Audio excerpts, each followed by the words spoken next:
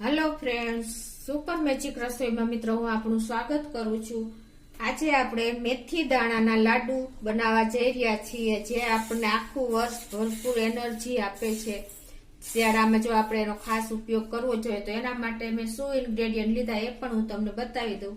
એના માટે મેં અત્યારે આ 100 ગ્રામ મેથી દાણા લીધા છે, આપણે જે સૂકા હોય, અને ઘઉંનો લોટ લીધો છે 200 ગ્રામ, ગોળ લીધો છે 450 ગ્રામ, ટોપરું લીધું છે, ટોપરાનું ખમણ જે ડેસિકેટેડ કપ આવે એ 100 ગ્રામ છે, અને મખાણા છે આપણે 50 ગ્રામ, અને સૂકા મેવામાં કાજુ છે, બદામ છે, અને પિસ્તા છે, ગુંદ છે અડધો કપ જેવો, બેસન એટલે કે ચણાનો લોટ છે 4 ટેબલ સ્પૂન જેવો, 2 ટેબલ સ્પૂન જેવી ખસખસ છે, 2 ટેબલ સ્પૂન જેવી ચારોળી છે, 1 ટેબલ સ્પૂન જેવા મગજતરીના બી છે, 1 ટીસ્પૂન આપણે એલચી પાવડર છે, અડધી ટીસ્પૂન જાયફળ લેવાનું છે, 1 ટીસ્પૂન આપણે સૂંઠનો પાવડર છે, 1 ટીસ્પૂન આપણે કાળા મરીનો પાવડર છે, અને અડધો કપ ગુંદ છે।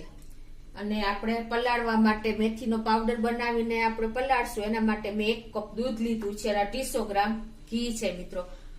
આટલા ઇન્ગ્રેડિયન્ટ આપણે મેથીના લાડુ બનાવવા માટે જોશે। તો હવે આપણે વિડીયો ચાલુ કરી દઈએ। તો ફ્રેન્ડ્સ, શિયાળાના સ્પેશિયલ મેજિકલ લાડુ આપણા શરીરને આખું વર્ષ બીમારીથી દૂર રાખે છે, અને એ પણ આપણે ખાંડ વગર બનાવવા જઈ રહ્યા છીએ મિત્રો। આ લાડુમાં આપણે પ્રોટીન, કેલ્શિયમ, વિટામિન, એન્ટીઓક્સિડન્ટથી ભરપૂર આપણા લાડુ આખું વર્ષ આપણને તાકાત આપે છે, અને એનર્જીથી આપણે ભરપૂર રહીએ છીએ મિત્રો। તો તમને મારો વિડીયો ગમે તો લાઈક કરજો, શેર કરજો, અને સબસ્ક્રાઇબ કરવાનું ભૂલતા નહીં। સ્પેશિયલ સુપર હેલ્ધી અને સુપર ટેસ્ટી મેથીના લાડુ બનાવવા માટે મેં અત્યારે 100 ગ્રામ મેથી દાણા લીધા છે।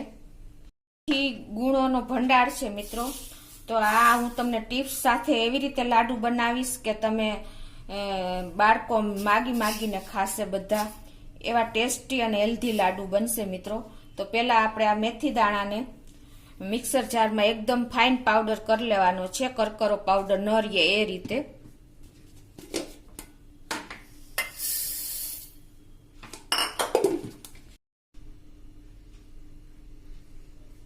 તો જો આપણે મેથી દાણાનો એકદમ ફાઇન પાવડર કરી લીધો છે। હવે આને આપણે આ મેથી દાણાના પાવડરને 100 ગ્રામ મેથી દાણાનો પાવડર બનાવ્યો છે, તો એમાં આપણે 1 કપ દૂધથી એને પલાળવાનો છે। પલાળવાના હિસાબે મિત્રો આમાંથી કડવાશ દૂર થઈ જશે।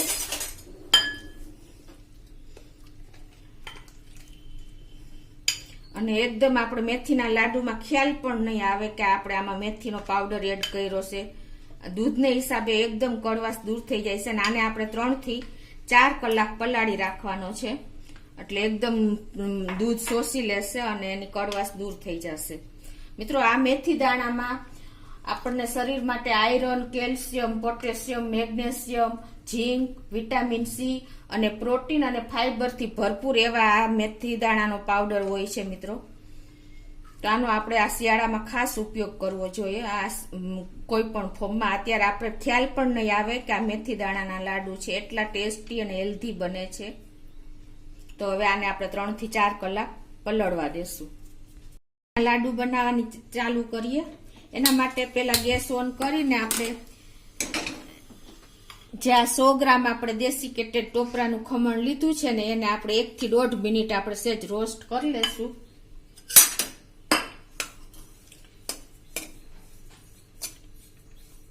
મિત્રો, આ મેથીના લાડુ એકદમ એનર્જેટિક છે, અને ડિલિવરી આફ્ટર માતા માટે એકદમ સુપર છે મિત્રો। એને કમરનો દુખાવો દૂર કરે છે, હાડકાં મજબૂત કરે છે, અને બધી રીતે આપણને તાકાત આપે છે।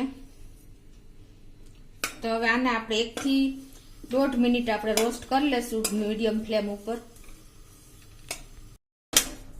તો મિત્રો, આપણે ડેસિકેટેડ કોકોનટ ને 1.5 મિનિટ થઈ ગઈ છે। હવે સરસ એકદમ જેવું એવું રોસ્ટ થઈ ગયું છે। હવે એને આપણે એક વાસણમાં કાઢી લેશું। હવે આ જ પેનમાં આપણે 1 ટેબલ સ્પૂન જેવું ઘી મૂકશું,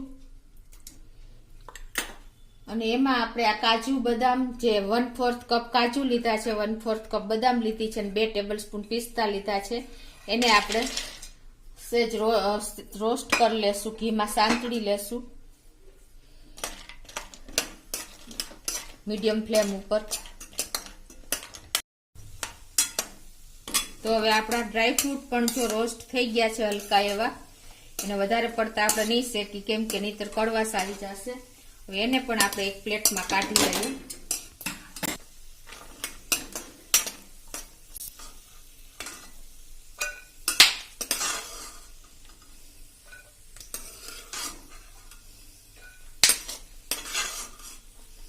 વધેલા ઘીમાં આપણે આ મખાણા પણ સેજ રોસ્ટ કરી લેશું. મિત્રો આ બધું ઘી આપણે જે 250 ગ્રામ ઘી લીધું છે ને એમાંથી જ આપણે એડ કરતા જઈએ છીએ. ટોટલી ઘી 250 ગ્રામ છે. અને આમાં હવે આપણે જે 1 ટેબલ સ્પૂન જેવા આપણે મગજતરીના બી લીધા છે એ પણ એડ કરી દેશું. એને પણ મખાણા સાથે જ આપણે રોસ્ટ કરી લેશું. મખાણા અને મગજતરીના બી પણ રોસ્ટ થઈ ગયા છે, તો એને પણ આપણે એક પ્લેટમાં કાઢી લેશું.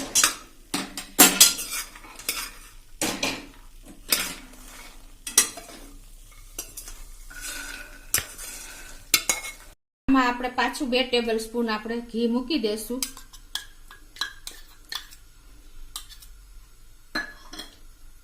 અને એમાં આપણે હવે ઘી ગરમ થાય એટલે આપણે એમાં જે ગુંદ લીધો છે અડધો કપ ઈ આપણે ફ્રાય કરી લેશું.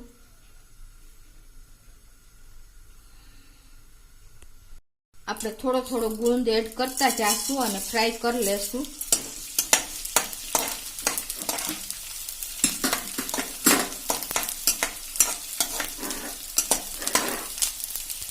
આ ગુંદ પણ મિત્રો આપણને કમરના દુખાવા માટે, હાડકા માટે બહુ જરૂરી છે. તો હવે આપણો ગુંદ તરાઈ ગયો છે, આપણે એને કાઢી લેશું. આપણે બીજો ગુંદ પણ તરી લેશું.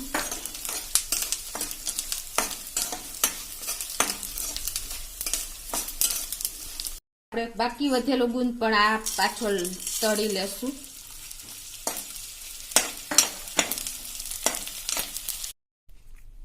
તો આપણો ગુંદ જો સરસ તરાઈ ગયો છે, આ રીતે આપણે અંદર કાચો ન રહીએ એ રીતે તરવાનો છે.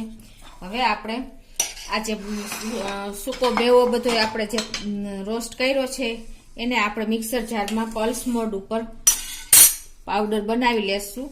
એકદમ એક ધારું આપણે મિક્સર નથી ફેરવવાનું.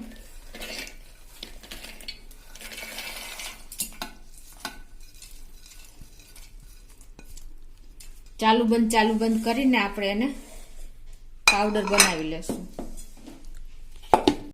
તો આ રીતે આપણે મખાણા અને ડ્રાયફ્રૂટનો પલ્સ મોડ ઉપર આપણે પાવડર કરી લીધો છે.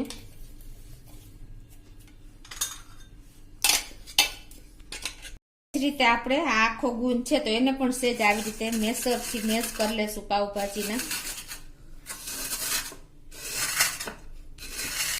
તો આ રીતે જો આપણે ગુંદને મેશ કરી લેવાનો છે, અધકચરો, બહુ એકદમ ફાઇન પાવ નથી કરવાનો.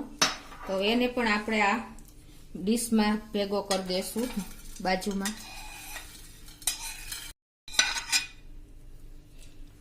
તો મિત્રો મેથી દાણાનો પાવડર પલાળ્યો એને આપણે 3 થી 3.5 કલાક થઈ ગઈ છે. તમે જોઈ શકો છો એકદમ બધું દૂધ શોષી લીધું છે અને એકદમ ફ્લફી થઈ ગયો છે પોહીને. હવે એને આપણે પણ ઘીમાં શેકી લેશું. તો એના માટે આપણે જે ઘી બચ્યું છે પેનમાં એમાં જ આપણે થોડું ઘી એડ કરશું. 1 ટેબલ સ્પૂન 2 ટેબલ સ્પૂન જેવું. અને એમાં આપણે આ મેથી દાણા જે પલાળ્યા હતા દાણા પાવડર એ નાખી દેશું.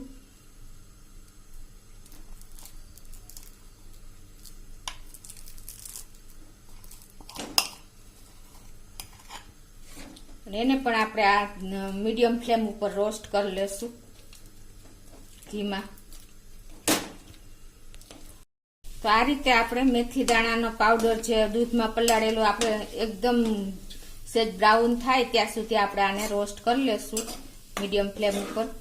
મિત્રો આ મેથીના લાડુ આપણા શરીરને ગરમી આપે છે અને આપણા શરીરમાં એકદમ એનર્જી આવી જાય છે. આ રીતે આપણે મેથી દાણાના જે આ પાવડર છે ને દબાવતો જવાનો ચમચેથી અને શેકતો જવાનો. બ્રાઉન થાય ત્યાં સુધી.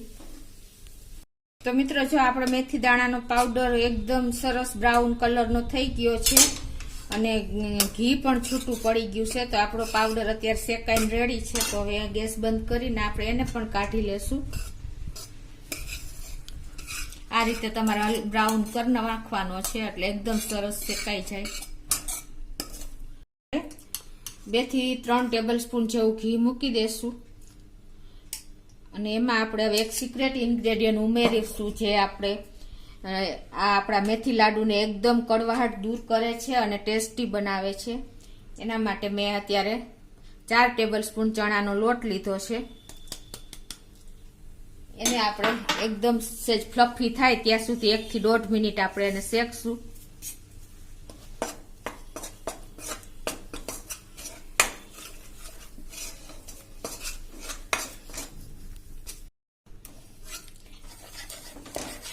તમે જોઈ શકો છો મિત્રો આપણે જો બબલ્સ આવી ગયા છે અને સહેજ 1 થી 1.5 મિનિટ થઈ ગઈ છે. હવે આમાં આપણે બહુ નથી આને આપણે શેકવાનો. હવે આમાં આપણે 200 ગ્રામ જેટલો આપણે રોટલીનો લોટ ઘઉંનો લીધો છે એ નાખીને અને હવે આને આપણે સ્લો ટુ મીડિયમ ફ્લેમ ઉપર શેકવાનો છે.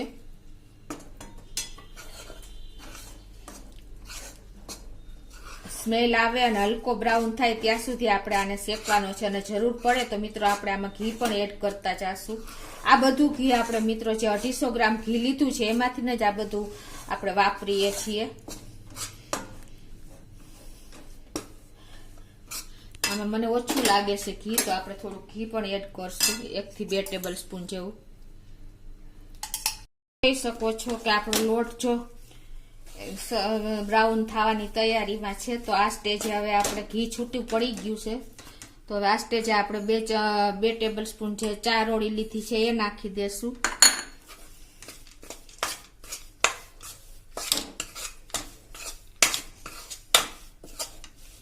હવે આપણે આમાં 2 ટેબલ સ્પૂન આપણે ખસખસ પણ નાખી દેશું અને આને આપણે પણ રોસ્ટ કરી લેશું સેજ 1 થી 2 મિનિટ.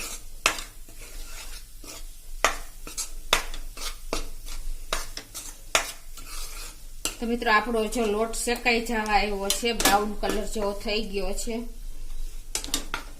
હવે આપણે ગેસ બંધ કરી દેશું અને આને આપણે એક પ્લેટમાં કાઢી લેશું. હવે આપણે ગેસ બંધ કરી દીધો છે અને આને આપણે એક પ્લેટમાં કાઢી લેશું.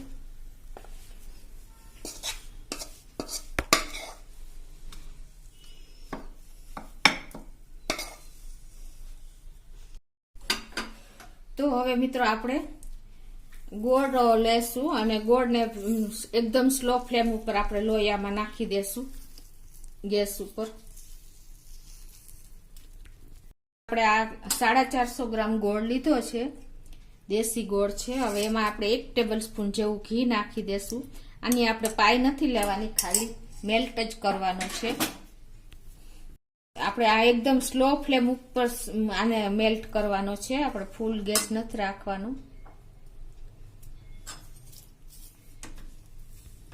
કરીને આપણે 1 ટીસ્પૂન જેટલી આપણે સ્વીટ પાવડર નાખી દેશું. 1 ટીસ્પૂન જેવો આપણે એલચીનો પાવડર નાખી દેશું અને 1 ટીસ્પૂન જેવો આપણે મરીનો પાવડર નાખી દેશું. અને હવે આપણે 1/2 ટીસ્પૂન જેવું આપણે જાયફળ પાવડર નાખી દેશું. આ બધાનો ટેસ્ટ મિત્રો એકદમ આપણને એનહાન્સ કરે છે. સરસ મેથીનો ખ્યાલ જ નથી આવતો, એટલા એકદમ ટેસ્ટી, હેલ્ધી, ડિલિશિયસ મેથીના લાડુ બને છે. હવે આને બધાને આપણે મિક્સ કરી લેશું.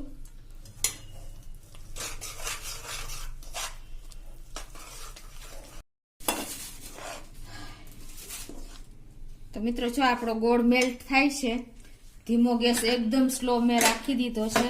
ત્યાં આપણે આ બધું મિક્સ કરી લઈએ. આ પેનમાં નાખીને આપણે બધું લોયામાં નાખીને બધું મિક્સ કરી લેશું.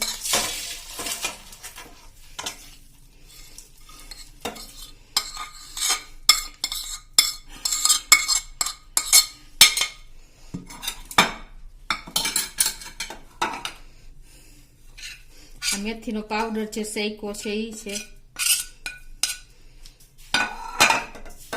હવે આને બધાય આપણે એકદમ સરસ મિક્સ કરી લેવાનું છે. હાથેથી સરસ.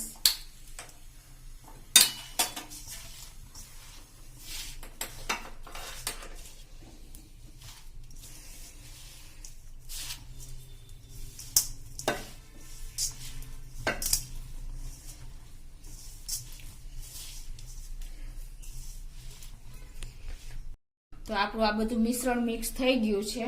હવે આપણો ગોળ પણ જો સરસ મેલ્ટ થઈ ગયો છે.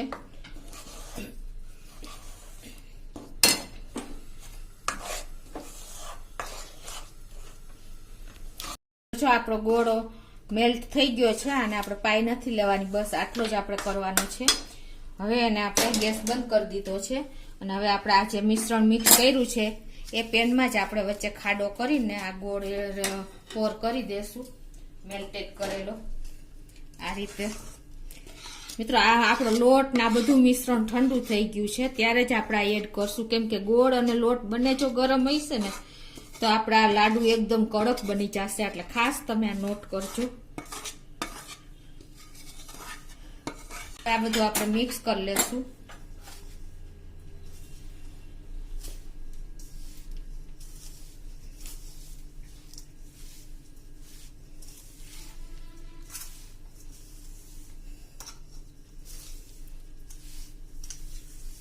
મિત્રો આ લાડુ એકદમ હેલ્ધી, ટેસ્ટી અને સુપર ડિલિશિયસ બને છે. તમે શિયાળામાં આનો ખાસ ઉપયોગ કરજો. શિયાળામાં આપણને જોઈન્ટ્સના પ્રોબ્લેમ, કમરના પ્રોબ્લેમ બધા હોય છે, એ આપણા મેથીના લાડુથી આપણને દુખાવો પણ એકદમ ઓછો થઈ જાય છે.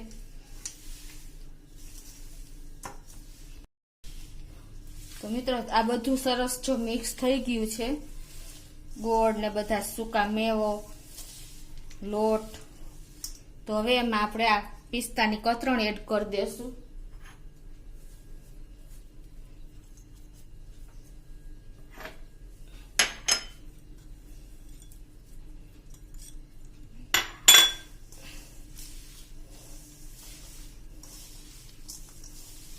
અને હવે આપણે આના એકદમ મીડિયમ સાઈઝના લાડુ બનાવી લેશું.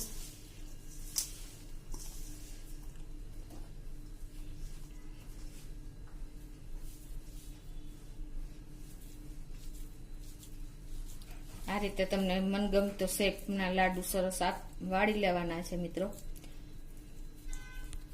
આ રીતે મિત્રો આ સાઈઝના આપણે લાડુ વાળી લઈશું મેથીના. તો એ જ રીતે આપણે જો આવી રીતે એક પછી એક લાડુ બનાવી લેશું. આપણે બધા લાડુ વાળી લેશું. તો મિત્રો આપણા મેથીના લાડુ રેડી છે. તો આ લાડુ આપણે જો શિયાળામાં એનો ઉપયોગ કરીએ તો મિત્રો આંખોની રોશની વધે છે, આપણા હાડકાને મજબૂત બનાવે છે, આપણી ઇમ્યુનિટી પાવર વધે છે, આપણી બીમારીઓ દૂર કરે છે અને આપણને ફૂલ આખું વર્ષ આપણને એનર્જીથી ભરપૂર રહીએ છે મિત્રો. તો આ એકદમ હેલ્ધી, ટેસ્ટી અને ટેસ્ટમાં બેસ્ટ એવા લાડુ તૈયાર છે મિત્રો. તો તમને મારો વિડીયો ગમે તો લાઈક કરજો, શેર કરજો અને સબસ્ક્રાઈબ કરવાનું ભૂલતા નહીં.